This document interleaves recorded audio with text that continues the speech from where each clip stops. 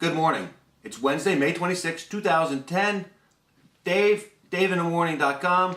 Welcome. I hope you enjoy the show. I was practicing my make fun of Kim Jong-il accent. I'm so Ron-ray, oh so Ron-ray. The Korean Peninsula is a problem. It has been for a long time, since 1950 something-ish. And what are we going to do about it? I don't know.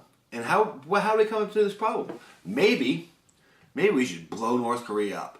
Yeah, let's do that. Let's nuke them. Let's take care of North Korea once and for all. Maybe Douglas MacArthur was right. He should just gone on all across the Yellow River, taken over China, killed North Koreans, make it all one. America dominates the world again. Yeah. Or maybe we could be rational and figure this out. All right. Since 53, there's been a demilitarized zone between North Korea and South Korea. North Korea has a leader named Kim Jong-il. His father was a leader. He's the supreme crazy guy that runs the country. South Korea is a democracy. In fact, it's a great capitalist friend and a growing country, growing economic power in the world. You like your TVs? Maybe it came from South Korea. Okay, Samsung. Think of Samsung. Good company. Anyway, so North Korea sank a South Korean Navy boat last month. Why would the North do that? Well, we're not paying enough attention to them, are we? They've been not in the news. I mean, we're preoccupied with all the terrorist stuff going on, and the North is just kind of floating along out there. Lots of missiles, Taedong, Pong, Dongs, and whatever, and no one's paying attention to them.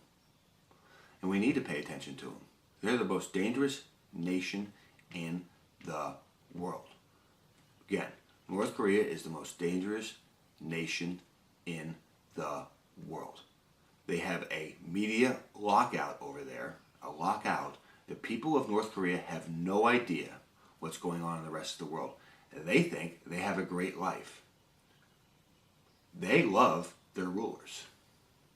They hate, I can't stress this enough, they hate you. Now anyway, they sink a South Korean Navy boat, and the world makes this thing. What are we going to do? Why are we at war with them? Well, we are. The war never ended. The Korean War never ended. There was a ceasefire that was still being maintained. Okay, there's a DMZ, a demilitarized zone, that runs the length of the width of the country, separating North Korea from South Korea. And along those borders, particularly along the northern side, North Korea has massed 1 million troops or so. Now they have a standing army of 1.5 million-ish. They have a reserve force of another maybe 4 million. I'm getting the numbers mixed up. But they have about 5.5 million people in their armed services. Okay, it's the fourth largest military in the world. They have the most artillery shells, rounds, tubes, artillery tubes in the world. And they have an Air Force, and they have a Navy. And their Air Force and Navy, not so great, but the Air Force, lots of planes. I mean, they keep everything. They got the airplanes from the Korean War. I mean, we're talking MiG-15s. These things are old. So, there's a lot of military might. And it's very close to Seoul. Check out a map. See how close Seoul is to the DMZ. And then you look at where the artillery shell rounds are, or where artillery tubes are, pieces, and see how close they are to Seoul. And they reach Seoul, and there's a lot of them. So they have artillery rounds pointed at the south, right at Seoul, the guts of South Korea, and where all the people live. They have, listen to me, they have nuclear weapons. They have the means to launch nuclear weapons. They have chemical weapons, the means to launch and disperse chemical weapons. They probably have biological weapons. Right? So, nuclear weapons, chemical weapons, huge military, and lots of artillery pieces aimed and within range of Seoul. That's why we don't do anything. If North Korea invades South Korea, or if we provoke them, or we have an initial attack and we don't get everything we want, that first day of the conflict will be the bloodiest day in human history. I'm going to repeat that. That first day of the conflict, if North Korea unleashes those artillery rounds and launches a couple nukes and disperses chemical agents, and even if they don't launch the nukes and disperse chemical agents, it's still going to be the bloodiest day of warfare in the history of mankind.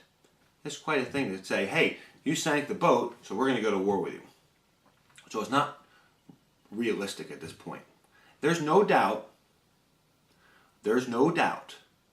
that if North Korea invades South Korea, the invasion will be repelled. Our military, South Korean military and U.S. military, are far superior than a northern military. And the supply lines that the North would have to use to keep the push going into the South is impractical. Not going to happen. So they lose the war. But at what cost to us? At what cost? You could say, well, why don't we go in and take care of the nuclear weapons and the chemical storage places? And we could do that. We could blow them up, most of them. But we can't get all the artillery pieces. Well, how long does it take why don't we just blow up the artillery pieces once they fire? Well, there's a period of time. It's finite, but there's a period of time between the artillery rounds going off, boom, boom, boom, and our counterstrike, boom, taking out the artillery pieces. So let's say you have eye in the sky looking down and you see all the artillery pieces there, and they come out of their holes and they fire. Boom, boom, boom. Right?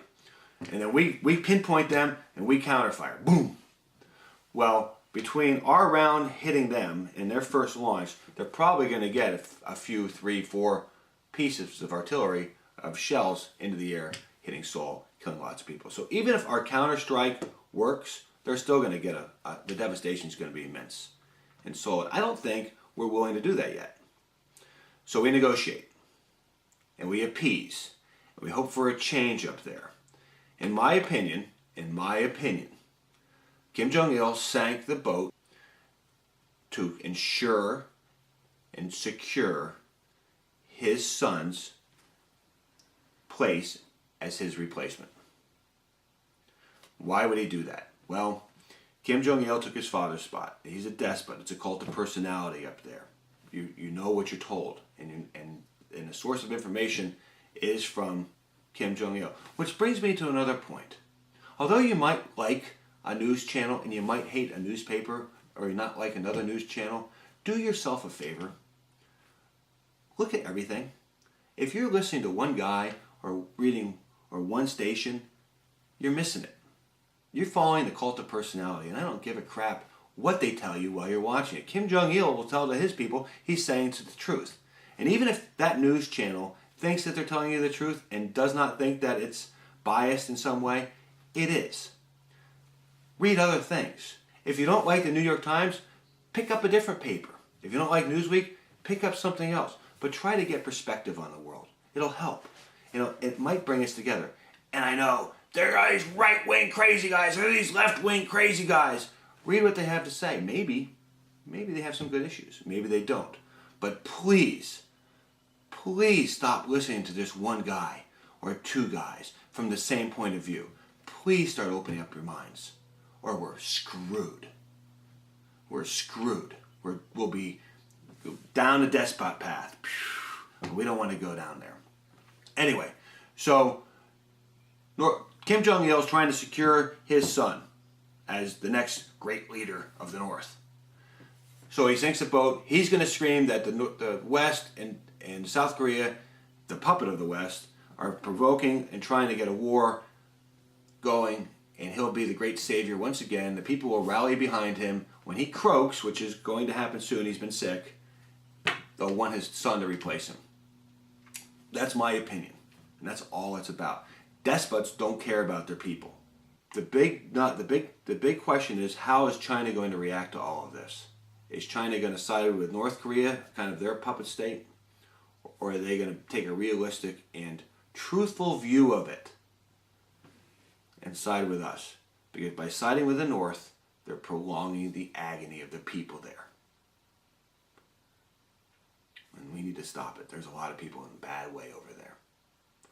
So, North Korea is a hard nut. It's way, way harder than Iran, guys. And it makes Iraq look like a cakewalk.